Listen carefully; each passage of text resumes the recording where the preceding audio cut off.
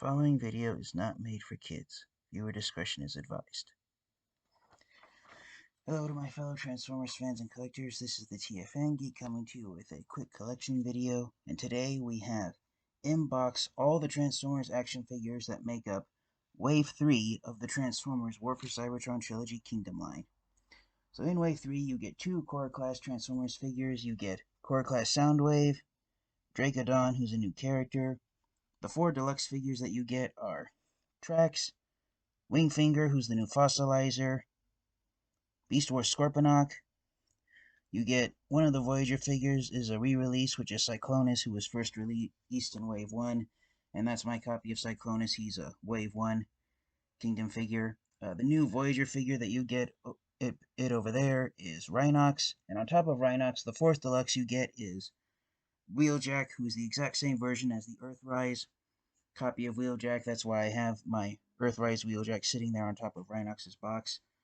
The 2 Leader Class figures you get for the first time released is Leader Class Galvatron, who infamously has his shoulders assembled incorrectly. And then you get Ultra Magnus again, who was released for the first time in Wave 2 of the Kingdom line.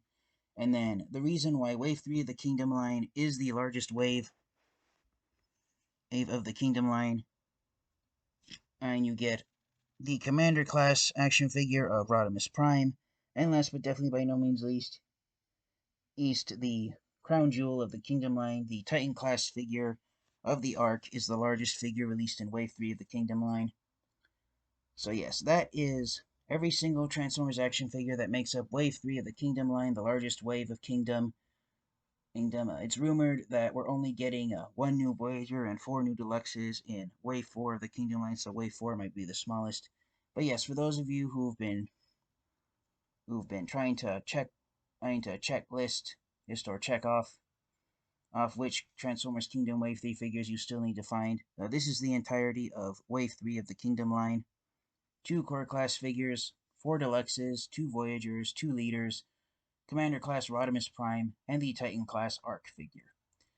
So now, depending on how you now the deciding factor on Rodimus Prime and the Ark, the 2 biggest figures in this way, one of the main deciding factors if you add them to your collection or not is if you can have the finances to add them to your collection or not. I was fortunate enough that I was able to get Rodimus Prime and the Ark for my birthday, last month in July. And yes, they're all pretty great figures. The reason why I have Ultra Magnus's box facing the wrong way, is because that's actually Wave 2 release. His copy of Ultra Magnus. I've already taken him out of his box, transformed him, and seen what he looks like. I can't remember if I did a review on Ultra Magnus or not. If I have not, then, and I will get around to doing a review of him soon. And the camera I'm using to film this video right now, that was an older camera that I have. When I did my video review of Kingdom Optimus Primal, I was trying to use the camera and microphone built into my laptop computer, and I realized that if I'm sitting off to the side of my laptop like I was during that video review, then my voice isn't picked up by the microphone. So the only way I can record a video review on my channel is to have my laptop facing directly at me. So I'm trying to figure out what's the best camera setup to do my video reviews in, and that's why it's been a little bit of a challenge for me to do video reviews, and that's why in my previous review of the Transformers DZS Army drone, I just had the camera right in front of me, and I filmed it in a different location than where I normally film. But yes, this has been in the, as the title of the video suggests, in-box, the entire collection of the Transformers War for Cybertron Trilogy Kingdom Wave 3 action figures. I highly recommend getting them all. Some of the Transformers figures from Wave 3 of Kingdom are more sought after than others, such as Commander Class Rodimus Prime. Leader Class Galvatron is definitely a sought after figure. A lot of Transformers fans and collectors are looking for the Ark. A lot of Transformers fans have embraced the idea of the Ark transforming and having its own robot mode due to the fact that the robot mode of the Ark is based off a character from the Transformers Generation 1 Marvel Comics known as the Last Autobot, whose real name is Autonomous Maximus. As he's basically from a apocalyptic, futuristic comic story, or in which he is the very last of all the Autobots.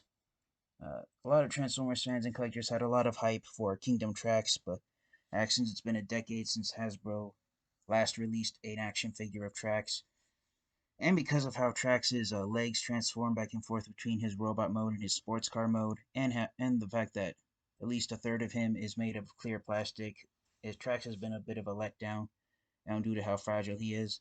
A similar situation with Beast Wars Scorponok. Half the parts on Beast Wars Scorponok are made out of hollowed plastic, and the hollowed plastic parts are made out of paper thin plastic, so Beast Wars Scorponok is a little agile, but out of all the figures that a lot of Transformers fans and collectors are looking for, I would have to say it would be Core Class Soundwave due to the fact that he transforms into a cassette player, and a lot of Transformers fans and collectors have been comparing him with the Voyager Class Siege and the Netflix, aka Earthrise Soundwave figures, and there's potential if you have stop motion skills where you could have Soundwave mass shift and transform from his Netflix robot mode to the Kingdom Core Class cassette player alternate mode. So yeah, that's one of the reasons why Core Class Soundwave is sought after. For the new fossilizers, Wingfinger and Dracodon, what makes them special is that they're the first fossilizers who are Maximals, not Predacons. A lot of Transformers fans and collectors were under the assumption that the fossilizers were going to be specifically a subgroup of the Predacons, but when it was announced that Wingfinger and Dracodon were going to be Maximals, it's now been established that the fossilizers aren't specifically a subgroup of Predacons, they're a subfaction of Transformers who belong to multiple sides of the battlefield. Rodimus Prime is another one of the more sought after figures. A lot of Transformers fans and collectors, now that Rodimus Prime has been released and people are starting to do video reviews of him here on YouTube, are saying that it's the best Rodimus Prime action figure we've ever gotten. And as far as the re-released figures, if you missed Ultra Magnus and Cyclonus the first time, Wave 3 of Kingdom offers you a second chance to get them. A lot of Transformers fans and collectors have been saying that Cyclonus, who I can't quite reach since he's all the way over there, a lot of Transformers fans and collectors have said that Cyclonus is one of the top Transformers action figures of the Kingdom line so far, even though he was released for the first time in Wave 1. Cyclonus remains one of the best figures of the Kingdom line. And for the other re-release, Wheeljack honestly is a little bit of a letdown. Many Transformers fans and collectors have said that there are other harder to find Transformers figures who were released for the first time in the Earthrise line that have been much harder to find than Wheeljack. One example being the Target exclusive Battle Charger Runabout, the black one. And another Transformers figure that I've heard some fans and collectors say they would have preferred to get a Kingdom re-release is the Mercenary Quintesson Alicon, since it's an army building figure. Many Transformers fans, myself included, have bought multiple copies of that figure. So yeah, Wheeljack, in my opinion, is the being re-released for a second time is the biggest disappointment of Wave 3 of the Kingdom line is Wheeljack. The Earthrise version was easy enough for Transformers fans and collectors to find, and I personally believe that Wheeljack might end up shelf warming the way Kingdom RC has shelf warmed.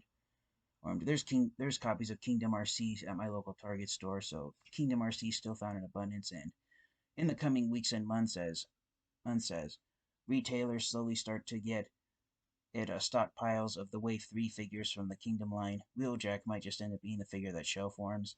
Although we could get surprised and see Ultra Magnus and Cyclonus on his figure shelf warming as well, since they're re-releases from the previous two waves. Time will tell at this point which figures end up shelf warming.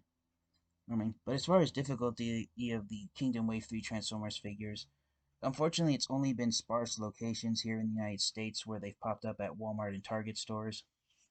Or they haven't been found quote unquote everywhere here in the United States so far, and that's why for many Transformers fans and collectors they still haven't seen any Wave 3 Kingdom action figures.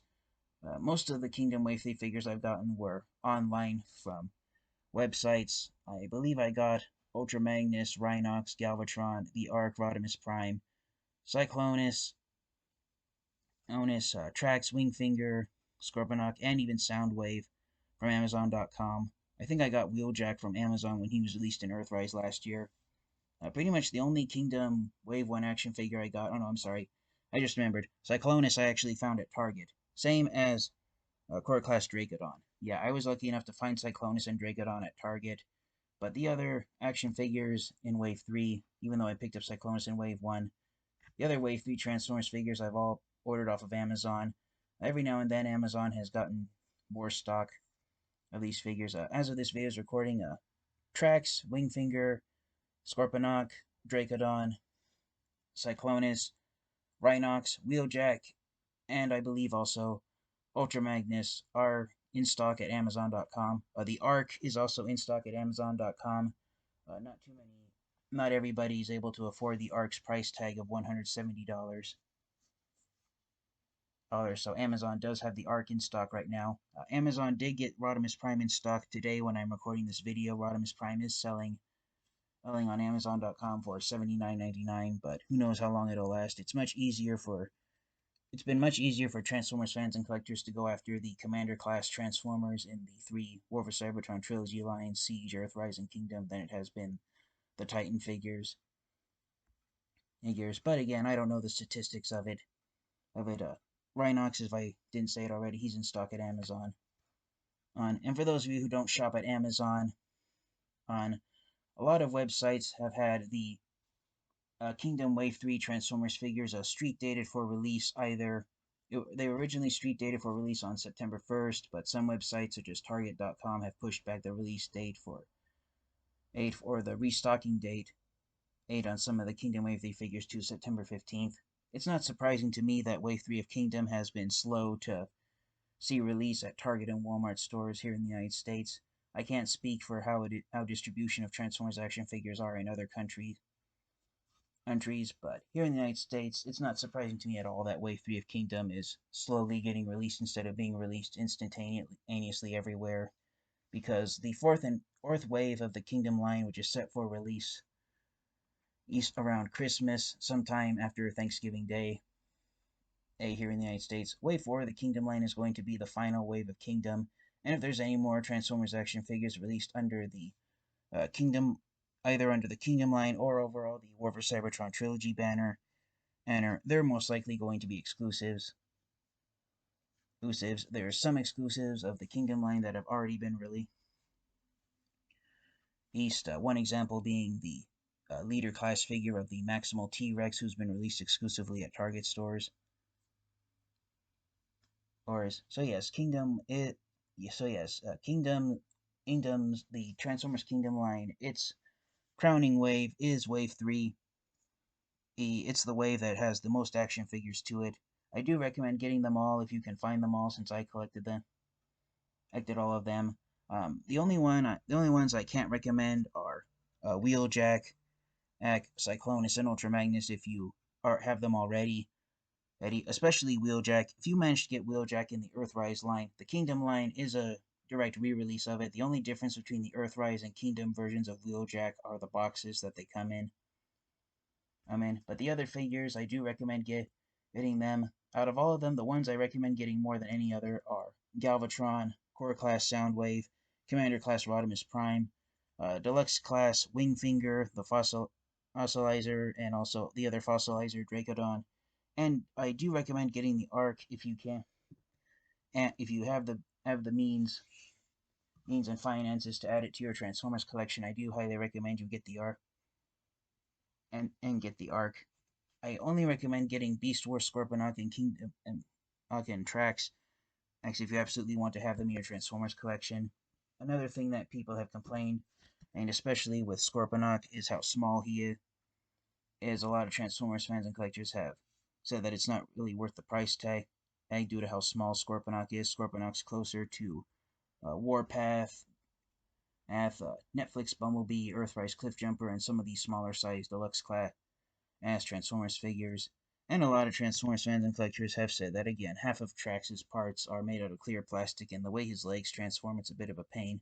The same is true for Rhinox.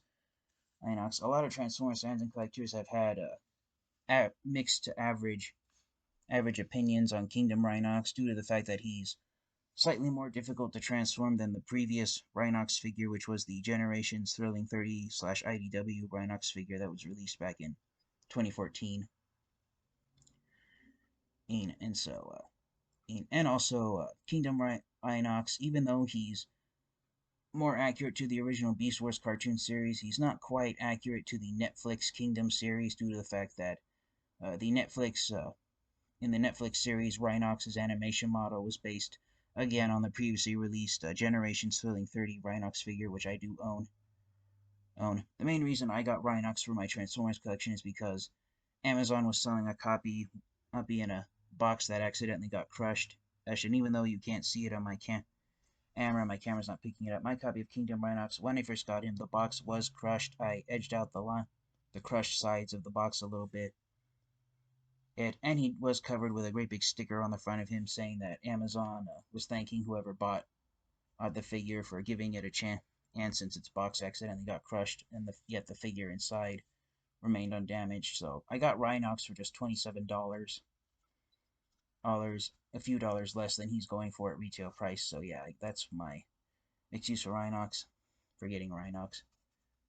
But yeah, all in all, hopefully the Kingdom Wave 3 E-line before the current month of September of 2021 comes to an end. Wave 3 of Kingdom will hopefully be found in abundance, and its Target and Walmart will hopefully have some stockpiles of these Transformers figures around. And it's rumored that more recent releases of Kingdom Galvatron, the shoulders have been fixed on it. I got a non-shoulder fixed copy of Galvatron, so I'm hoping that I'll be able to either fix the shoulders myself, or if I'm lucky enough, I'll get a second copy of Kingdom Galvatron that has the shoulders fixed. But yes, thank you guys all so much for watching. This video's gone on longer than I wanted it to. This has been the TFA. And thank you to all my subscribers for your continued support. And if you haven't already, please like, comment, and subscribe. Ring the bell icon for notification. And until next time, you guys, transform and roll out. Goodbye, everyone.